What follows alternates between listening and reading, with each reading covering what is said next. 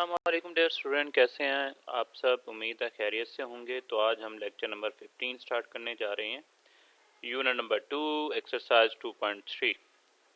Last time हमने 2.2 के complete कर ली थी और उसमें से क्वेश्चन नंबर 2 का आई थिंक 8 पार्ट था जो हमने मिस किया था। ठीक है, जिसमें अंदर हमारे पास ओमेगा की पावर माइनस थी और मैंने कहा था कि आपने माइनस अगर पावर आ जाती है तो उसको सबसे पहले पॉजिटिव बनाते हैं। और पॉजिटिव कैसे बनाते हैं, हम ये जानते हैं कि जिस टर्म की पावर नेगेटिव हो तो उसको हम क्या करेंगे, डिनोमिनेटर में सबसे पहले कन्वर्ट करेंगे। ठीक है, तो सेम एज इट इज इसके अंदर भी देखें, ओमेगा की power -13 plus omega raise to power -17। ठीक है, तो क्या करेंगे, हम सबसे पहले माइनस ख़त्म करेंगे। उस माइनस ख़त्म करने के लिए एक ही काम है कि इसको हम एज ये न्यूमरेटर है, क्योंकि इसके नीचे कुछ ना हो तो हमारे पास क्या होगा, 1 होगा। तो इसको जब हम उलट करेंगे, न्यूमरेटर से डिनोमिनेटर में कन्वर्ट करेंगे तो उसके पावर चेंज हो जाएगी, नेगेटिव है तो प्लस में हो जाएगी। सेम एज इट इज़ ऐसे ही हमारे पास -13 है, नीचे जाके ये प्लस का 13 हो जाएगा, -17 नीचे जाके ये प्लस का 17 हो जाएगा। अब इन दोनों का अगर हम देखें तो हमारे पास क्या है, ओमेगा की power 13 omega raise to power 17। हम जानते हैं कि omega raise to power 3 is equal to हमारे पास 1 के इक्वल होता है। और इसी तरह अगर ओमेगा की पावर हमारे पास कुछ भी है तो हमारा सबसे पहले टास्क होता है कि उसकी पावर को 3 के मल्टीपल्स में लेकर आएँ। 3 के मल्टीपल मीन 3, 6, 9, 12, यानी जिन पर 3 का टेबल जाता हो। याद रहे कि 13 पर 3 का टेबल नहीं जाता तो क्या होगा, हम इसको पावर्स के क्या करेंगे, अलग अलग कर लेंगे। 13 से नीचे हमारे पास 12 है, 3 के टेबल में 12 ऑब्वियसली आता है, तो हम क्या करेंगे, omega raise to power 12 dot omega 1 हो जाएगा। इस तरह 17 है, यहाँ पे 15 और 2 हो जाएगा। We know that bases are same, then power should be added. Same as it is वही क्या करेंगे, हमारे पास यहाँ पे ओमेगा की पावर 12 है तो ओमेगा की 3 और 3 मल्टीप्लाई बाई 4 12 हो जाएगा। इस तरह 3 मल्टीप्लाई बाई 5 15 हो जाएगा। ओमेगा की पावर क्यूब 1 के इक्वल होता है, 1 की पावर 4 हो जाएगा यहाँ पर।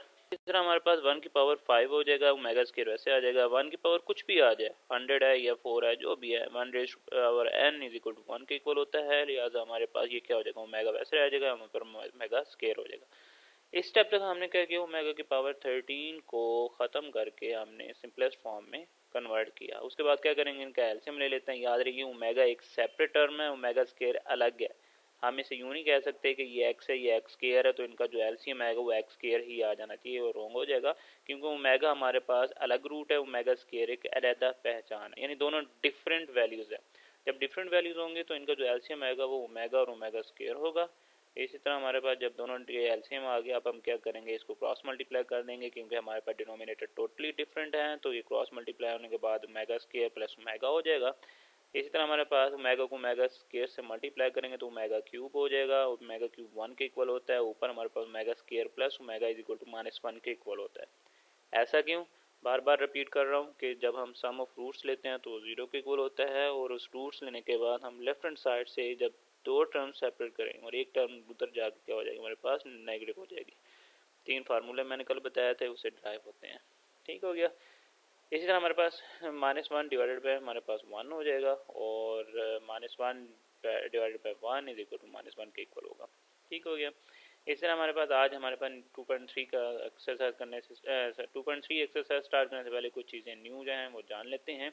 हम जानते हैं कि जब भी हमारे पास क्वाड्रेटिक इक्वेशन को या क्वाड्रेटिक फार्मूला को सोल्व किया जाता है या क्वाड्रेटिक फार्मूला लिखा जाता है, यानी कि a minus B plus minus C into square root में B square -4ac divided by 2a, तो ये हमारे पास बेसिकली रूट्स होते हैं किसी भी क्वाड्रेटिक इक्वेशन के, ऐसे ही है ना।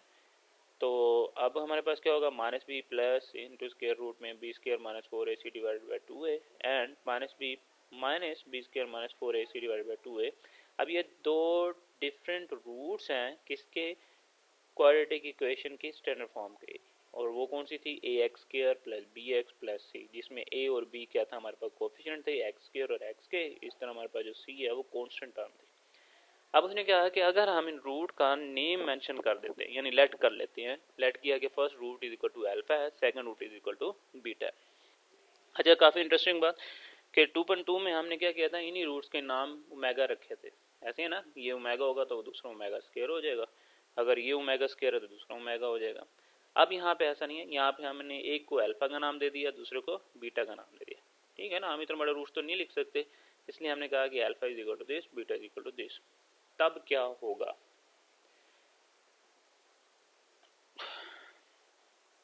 ओके तब क्या होगा हमारे पास जी, सिंपल। अब हमारे पास कि हमने इन रूट्स का सम निकालना है और इन्हीं रूट्स का प्रोडक्ट निकालना है, ठीक है। सम यानी इन रूट्स को प्लस करना है और फिर हमने क्या करना है, प्रोडक्ट निकालना है।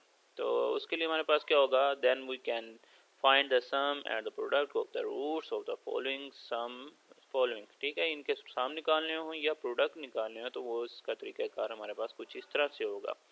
लाइक जैसे ही हम सम करेंगे, सम का मतलब क्या होता है कि दोनों रूट्स को प्लस कर दो, तो अल्फा प्लस बीटा, सही है।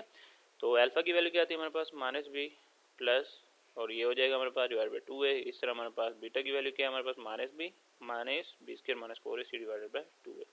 इन दोनों को जैसे ही हम प्लस करेंगे, दोनों का डिनोमिनेटर सेम है, एलसीएम सेम आएगा, ऊपर वाली वैल्यू वैसे आ जाएगी। यहाँ पे minus B minus into this हो जाएगा, ये वाली कैंसिल हो जाएगी यहाँ पर हमारे पास वैल्यू, और हमारे पास क्या बचेगा, माइनस बी ऐसे हो गया ना। माइनस बी किसके इक्वल होता है, 2b के, यानी कि दोनों के कोफिशिएंट सेम है और दोनों सेम साइन है, इसलिए ऐड हो जाएंगे। तो ये आपके पास क्या आ जाएगा, -2b हो जाएगा, सॉरी, ओके। अच्छा, उसके बाद हमारे पास क्या होगा,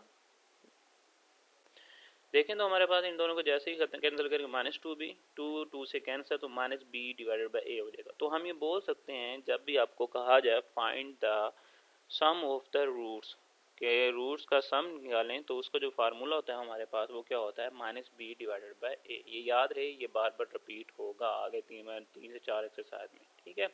तो alpha plus beta is equal to -b divided by a के इक्वल होगा। फर्स्ट प्रूफ हो गया।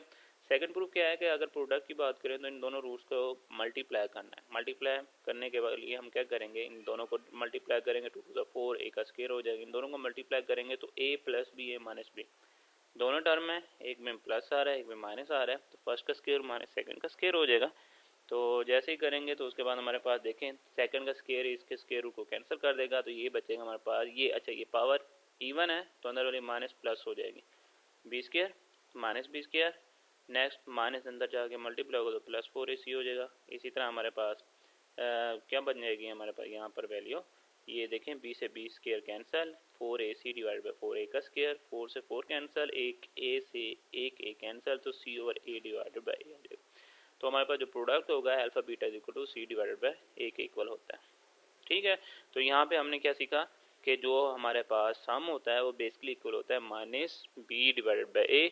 याद रहे जो b है वो कोफिशिएंट x का होता है और a क्या था, coefficient of x square, standard form ax square plus bx plus c में से। इस तरह हमारे पास जो प्रोडक्ट होगा वो c डिवाइडेड बाई a, मतलब constant divided by coefficient of x square. Exercise start करते हैं। हमारे पास 2.2 और इस तरह क्वेश्चन नंबर 1 दिया हुआ है, वो कहता है without solving find the sum and product of the roots of the following quadratic equation.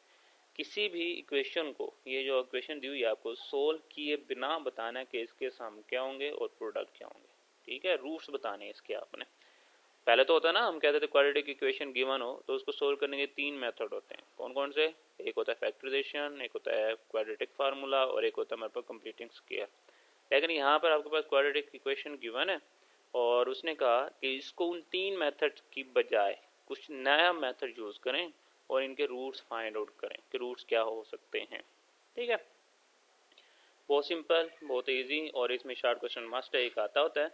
तो क्या करेंगे, हमारे पास इसमें सबसे पहले ए बी सी डिफाइन कर लेते हैं। हमारे पास के coefficient of X square is equal to 1 A होता है, जो कि हमारे पास यहाँ पे -5 दी और बी की वैल्यू होगी, और सी कांस्टेंट हमारे पास 3 हो गया। तो ए बी सी डिफाइन करने के बाद हम जानते हैं अल्फा बीटा। अब यहाँ पे लेट करना लाजमी है क्योंकि अल्फा और बीटा हम अपनी तरफ से ले रहे हैं, बुक में या किसी स्टैंडर्ड फॉर्म में नहीं है। तो हम यहाँ पे लिखेंगे let alpha and beta be the roots of given equation. अगर अल्फा और बीटा रूट्स हैं किसके, इस गिवन इक्वेशन के, हमने पहले ही लेट कर ले गए अल्फा और बीटा इसके रूट्स आएंगे। वो अल्फा और बीटा कौन से होंगे वो हम देखते हैं। तो हम क्या कहते हैं कि अल्फा बीटा इन दोनों का जो सम होगा, the sum of roots alpha plus beta is equal to -b divided by A. B की वैल्यू हमारे पास -5 है, ए की वैल्यू 1 है, तो माइनस माइनस प्लस 5 आंसर आ जाएगा। इस तरह alpha beta C divided by A होता है, सी की value 3, A is equal to 1 and is equal to 3। the right answer be 3. Okay.